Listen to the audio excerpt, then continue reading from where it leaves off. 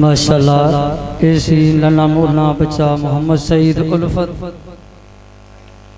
उनमें साथियों के ज़ौक के मुताबिक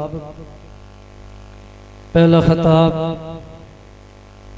शेखुल अरब वल अजम फजीलतुल शेख शेखुल हदीस व तफसीर मोहतरम जनाब हज़रत मौलाना मोहम्मद अमीन साकिब साहिब फाजिल मदीना यूनिवर्सिटी ओला के गुजारिश करांगा कि वो तशरीफ़ ले आन और अपना खिताब फरमान फजीलतुल शेख शेखुल अरब वल अजम हज़रत मौलाना मोहम्मद अमीन साकिब साहिब फाजिल मदीना यूनिवर्सिटी। बिस्मिल्लाहिर्रहमानिर्रहीम।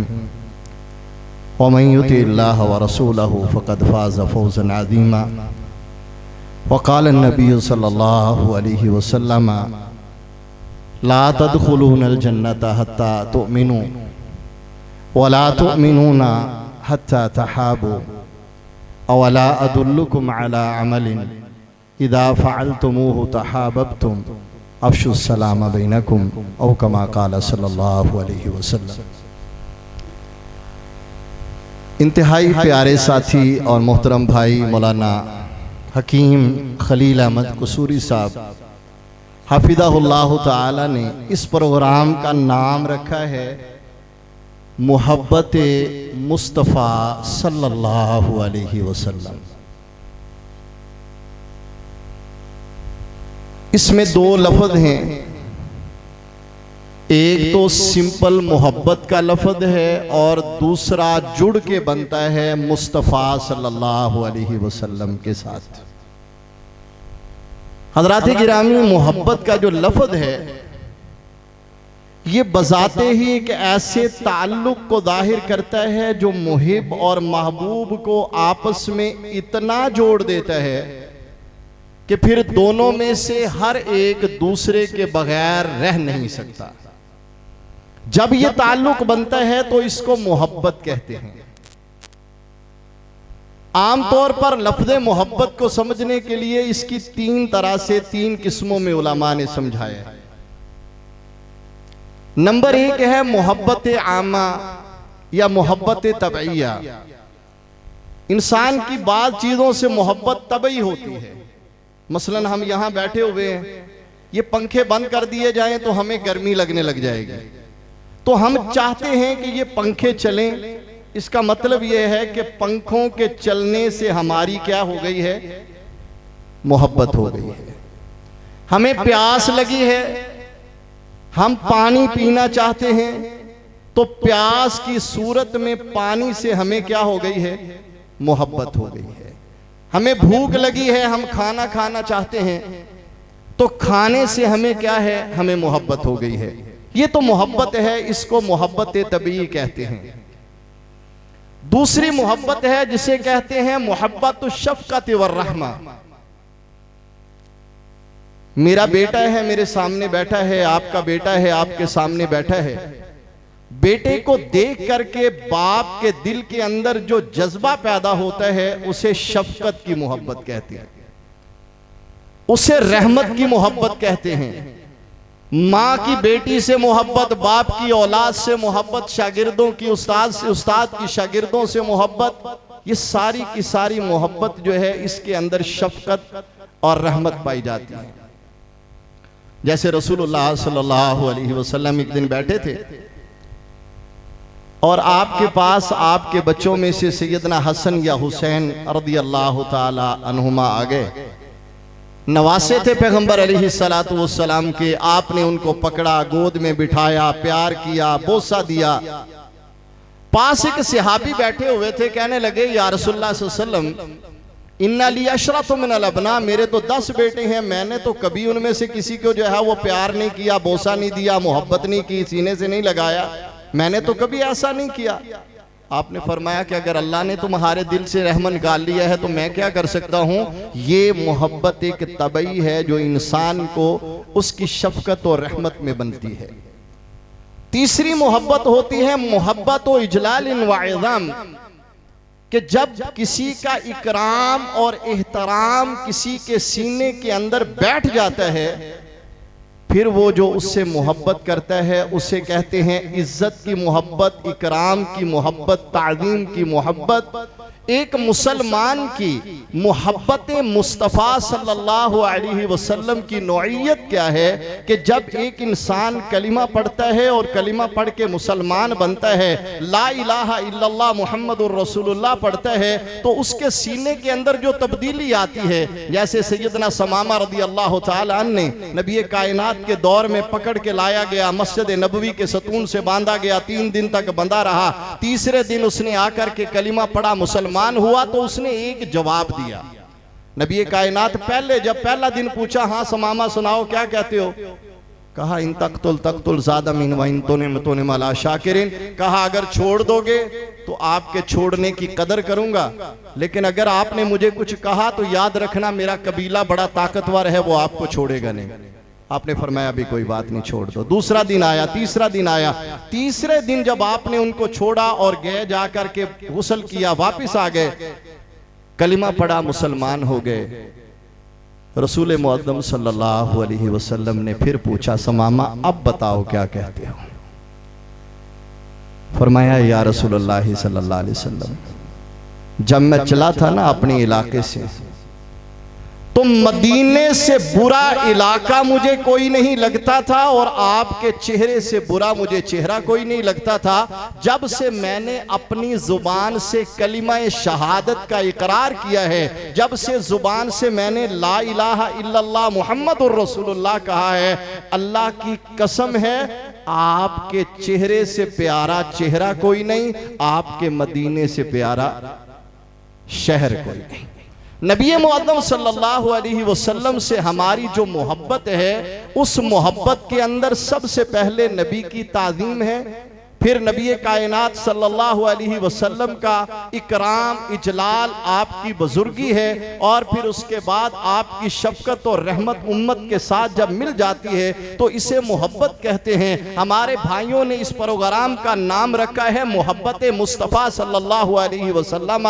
मेरे भाइयों, ये मोहब्बत का मेयार और मुकाम इतना बड़ा है। सबसे पहले एक मुसलमान अपने अल्लाह से मोहब्बत करता है, और कायनात के रब ने कहा वल्लदीना आमनु अशद्दु हुब्बन लिल्लाह। दुनिया में लोगों ने बड़े बड़े माबूद बनाए हुए हैं, लेकिन जितनी मोहब्बत ईमान वाले अपने अल्लाह से करते हैं, दुनिया में कोई दूसरा अपने माबूद से नहीं कर सकता। अल्लाह के साथ मोहब्बत एक ईमान का जुज और ईमान का हिस्सा है। और दूसरी उसके बाद मोहब्बत रसूल मुअद्दम मुहम्मदुर रसूलुल्लाह सल्लल्लाहु अलैहि वसल्लम से। एक दिन सैयदना अली रदी अल्लाह तआला अन्हु से किसी ने पूछा, कहा अली तुम्हें नबी सल्लल्लाहु अलैहि वसल्लम से कितनी की मोहब्बत थी। बात को समझने के लिए कहा कितनी की मोहब्बत थी सहाबा को रसूलुल्लाह सल्लल्लाहु अलैहि वसल्लम से। उन्होंने जो उसकी ताबीर बताई, जो उसको बताने का उनका अंदाज था, जरा एक लम्हे के लिए बात पर गौर करना। फरमाया काना रसूलुल्लाह सल्लल्लाहु अलैहि वसल्लम अहब्बु इलैना मिनल माइल बारिद अला ज़मा।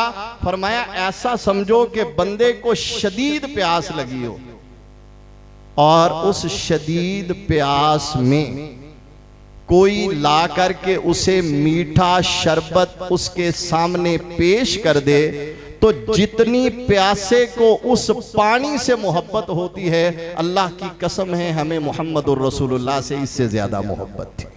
हम रसूल मुअज़्ज़म सल्लल्लाहु अलैहि वसल्लम से इससे ज्यादा मोहब्बत करते थे। भाइयों, ये तो वो मोहब्बत है जो अल्लाह की मोहब्बत, रसूल की मोहब्बत, ये तो अजमतों वाली मोहब्बत है, ये तो अजीम दर्जों वाली मोहब्बत है। दो मुसलमान अगर आपस में मोहब्बत करने लग जाए, ये हम सारे लोग यहाँ बैठे हुए हैं, किसी की बरादरी कोई है, किसी का कबीला कोई है, किसी का घर कहाँ पर है, किसी का ख़ानदान कोई है, किसी की बरादरी कोई है, ना हमारा नस्ब जुड़ता है, ना हमारा हस्ब जुड़ता है, ना हमारा ताल्लुक जुड़ता है, कुछ नहीं जुड़ता। अगर हम यहाँ बैठे हुए हैं तो किस लिए बैठे हैं? अल्लाह की मोहब्बत के लिए बैठे हैं। हमारा प्यार है तो किस लिए है? अल्लाह के लिए है। ये जो पूरी लाइन लगी हुई है, इनमें ये सारे के सारे भाई जो हैं, कोई किसी बरादरी का है, कोई किसी किसी कबीले का है, कोई किसी शहर का है, कोई किसी खानदान का है, कोई किसी इलाके का है, ये सारे आकर के यहाँ जुड़ करके बैठे हैं। ताल्लुक क्या है? ये मोहब्बत का ताल्लुक है। और ये मोहब्बत का ताल्लुक कितना कीमती ताल्लुक है। मेरे और आपके पैगंबर जनाब मुहम्मदुर रसूलुल्लाह सल्लल्लाहु अलैहि वसल्लम ने फरमाया, क़यामत वाले दिन मैदान माशर में जब सबको इकट्ठा किया हुआ होगा, कोई दरख्त नहीं होगा, कोई साया नहीं होगा, कोई छतरी नहीं होगी, कोई छत नहीं होगी, कोई मकान नहीं होगा, कोई दीवार नहीं होगी, कोई ओट नहीं होगी, कोई जगह नहीं होगी जहां कोई साया ले सके। सिर्फ एक साया होगा जो अल्लाह के अर्श का होगा, और सिर्फ वहां पर जाने की इजाजत उनको होगी जिनके पास वहां जाने का परमिट होगा। और वो परमिट सिर्फ 7 लोगों के पास होगा। उन 7 लोगों में एक वो हैं, रजुलानी तहाबा फिल्लाह इज्तमा अलैहि व तफर्रका। फरमाया वो दो मुसलमान जो अल्लाह के लिए आपस में मोहब्बत करते हैं, इसी वजह से मिलते हैं और इसी वजह से आपस में जुदा होते हैं। रब्बे कायनात उस दिन रोजे क़यामत को आवाज दे करके कहेगा, ऐनल मुतहाबून फिया बिजलाली अल यौमा उदिल्लुहुम फी दिल्ली यौमा ला दिल्ला इल्ला दिल्ली। अल्लाह कहेगा वो कहाँ हैं जो मेरे लिए आपस में मोहब्बत करते थे। आज मुझे अपनी जलालत की कसम है, तुमने मेरी वजह से आपस में मोहब्बत की है। आज मैं तुम्हें साया भी दूंगा तो अपने अर्श का साया तुम्हें अता करूंगा। तो ये वो मोहब्बत है जो आपस में है। और ये मोहब्बत पैदा कैसे होती है? आसान सा एक हल जो मेरे और आपके पैगंबर, चूंकि आपने पैगाम प्रोग्राम से के शुरू में एक बात सुनी है कि बड़ा मुख्तसर होगा, तो इख्तिसार को पेश नजर रखते हुए नबी कायनात सल्लल्लाहु अलैहि वसल्लम ने फरमाया, सही बुखारी की रिवायत है, कहा लोगों याद रखो, ला तदखुलूनल जन्नता, तुम जन्नत में दाखिल नहीं हो सकोगे, याद रखना। कब तक नहीं दाखिल हो सकोगे? हत्ता तुमिनु, जब तक तुम्हारे अंदर ईमान नहीं आ जाता तुम जन्नत में दाखिल नहीं हो सकते। कब तक? जब तक तुम्हारे अंदर ईमान नहीं आ जाता। जब तक तुम्हारे अंदर ईमान नहीं आ जाता। वला तुमिनु हत्ता तहाबू, और फरमाया तुम्हारे अंदर उस वक्त तक ईमान आ ही नहीं सकता जब तक तुम आपस में मुसलमानों मोमिनों एक दूसरे से मोहब्बत करने नहीं लग जाते। फिर आपने पहली वजह बता दी, और मैं जन्नत में नहीं जाओगे जब तक मोमिन नहीं बनोगे, जब तक मोहब्बत नहीं करोगे। अल्लाह के नबी, अब हम कैसे मोहब्बत करें? आपस में कोई तरीका, कोई अंदाज कि हम मोहब्बत कर सकें। और मैं अवला अदुल्लुकुम अला अमलिन इदा फअलतुमूहु तहाबबतुम। फरमाया सुनो मेरे उम्मतियों, सबसे पहले सहाबा मुखातिब, सहाबा के बाद उसका पूरा तबका मुखातिब, उसके बाद हम मुखातिब, फिर क़यामत तक आने वाले लोग मुखातिब। फरमाया सुनो, सारे के सारे गौर से सुन लो। अवला अदुल्लुकुम अला अमलिन इदा फअलतुमूहु तहाबबतुम। कहा क्या तुम्हें ऐसा अमल न बताऊं जिसको तुम करने लगो तो तुम्हारे अंदर मोहब्बत पैदा हो जाए? क्यों भी वो पता करना चाहिए कि नहीं? एक दफा ना आपके इलाके की ही बात है, शेख अब्दुल हन्नान साहब का नाम आपने सुना होगा, जामिया सल्फिया की एक नामवर शख्सियत हैं। ये वाकया शेख अब्दुल हन्नान साहब ने बताया। कहते हैं कि हमारे घर में ना मौलाना मुहियुद्दीन लखवी साहब रहिमहुल्लाह ताला रहमतन वासिया, फरमाया वो हमारे घर तशरीफ लाए हुए थे। तो हमने कहते शिकायत की मौलाना से कि हजरत घर के अंदर ना नचाकियां रहती हैं, भरावां च मुहब्बत नहीं, प्यार नहीं, जिस तरह होना चाहिए ना उवें दी मुहब्बत और प्यार नहीं। कोई नुस्खा दसो कि की करिए कि साडे अंदर वो जिहड़ी चीज़ है पैदा हो जाए। कहते हैं कि मौलाना मुहियुद्दीन लखवी साहब रहिमहुल्लाह ताला कोई जवाब नहीं दिया, खामोशी से ज़ोहर की नमाज पढ़ने चले गए।